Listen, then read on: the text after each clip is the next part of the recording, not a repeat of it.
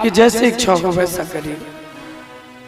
बाबा महादेव ने अमृत का पान किया और विष का पान करके बाबा ने देवताओं पे अपनी कृपा की।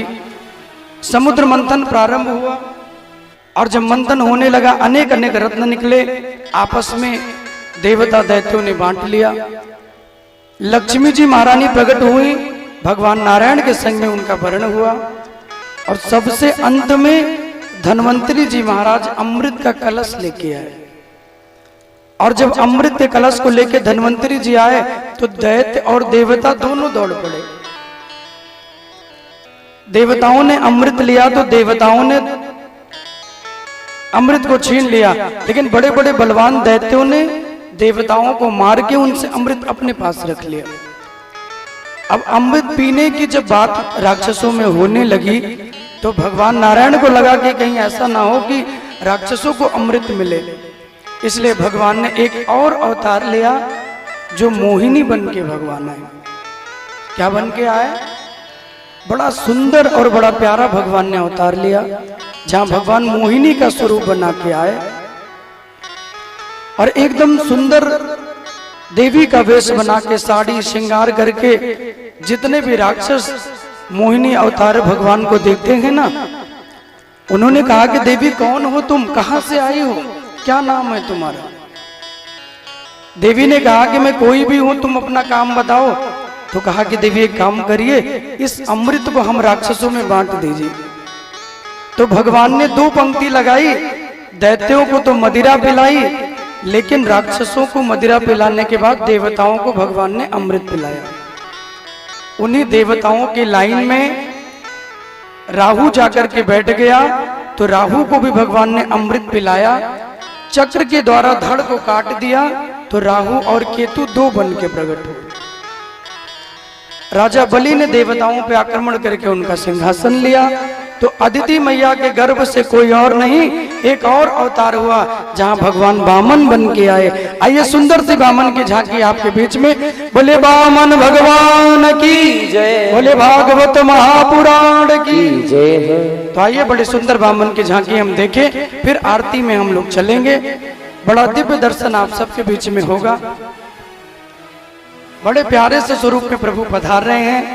आप सभी भक्त जरा भाव प्रेम से आनंद लीजिएगा। अदिति मैया के गर्भ से भगवान वामन आए। बड़ा छोटा सा बड़ा सुंदर स्वरूप है। सारे देवताओं ने, किसी ने भिक्षा का पात्र दिया, किसी ने जनेऊ दिया, किसी ने कमंडल दिया, किसी ने खड़ाऊ दिया, किसी ने छाता दे दिया। वामन भगवान देवताओं का काम बनाने के लिए राजा बलि की यज्ञशाला में पधारे हैं। और बलि की यज्ञशाला में जब वामन भगवान पधारे, ऐसे सुंदर वामन भगवान को देखकर राजा बलि भी बड़े प्रसन्न हो गए।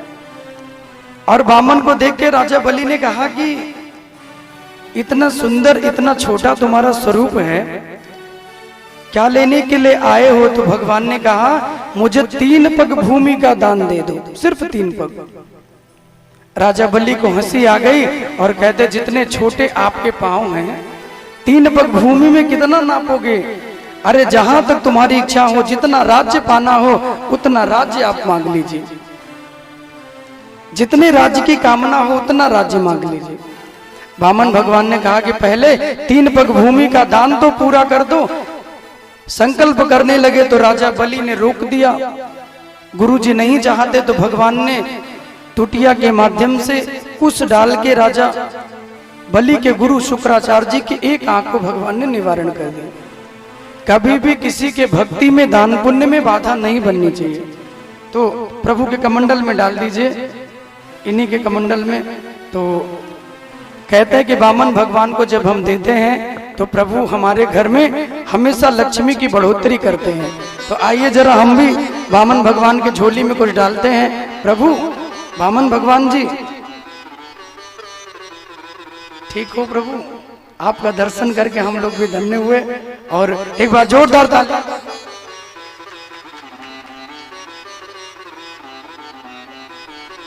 बहुत सुंदर है स्वरूप, एक बार जोरदार तालियां बोले वामन भगवान की जय हो। तो प्रभु का दिव्य दर्शन आपके बीच में हो रहा है। आप में से जो भी चाहें वो वामन भगवान का दर्शन आप जाएंगे आपके बीच में तो आप लोग कर सकते हैं। कल भगवान का जन्मोत्सव है, पीले वस्त्रों में आना है, अधिक से अधिक बड़ी संख्या में सब लोग आइए और सुंदर से भगवान के जन्मोत्सव का कल हम लोग आनंद लेंगे। तो आइए प्रभु आपके बीच में जाएंगे नीचे